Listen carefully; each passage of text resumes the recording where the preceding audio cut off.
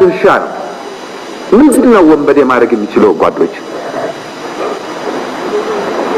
እና ለስም ሆነ ቀን ማድፈጥ እና በህዝብ ላይ እና በንብረት ላይ አደጋ ማድረስ ይችላል።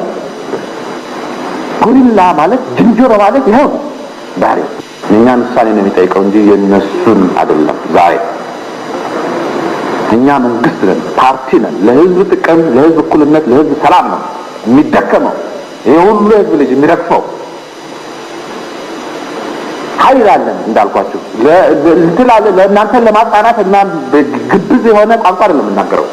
ከፍተኛ ፖቴንሻል ያለው ሀገር ነው፣ ህዝብ ነው። ካስፈለገ ለዚህ ጉዳይ ኑሮ ከተባለ ይህንን ሰራዊት ከተራራ ወደ ተራራ የምናዞረው 5,000 6,000 4,000 3,000 በየሰፈረበት ሁሉ አካባቢ ህዝብ ሲጠብቅ የሚመጣው እንጂ ተሰባስቦ ያልቃ ሁሉንም ገጥሎ ወደ ወንበዴ ግብ ያመራ ምን እንደማድረግ እንደሚችል እናውቃለን።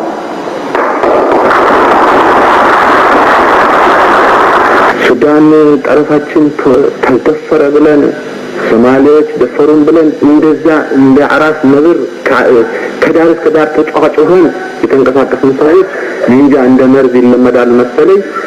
ዛሬ ጣርማበርና ጉደር እንዋጋለን ከወያኔ ጋር። ስንት ኪሎ ሜትር ነው ከኛ እዛ? ይሄም የሆነ ምንድነው የሚታየው?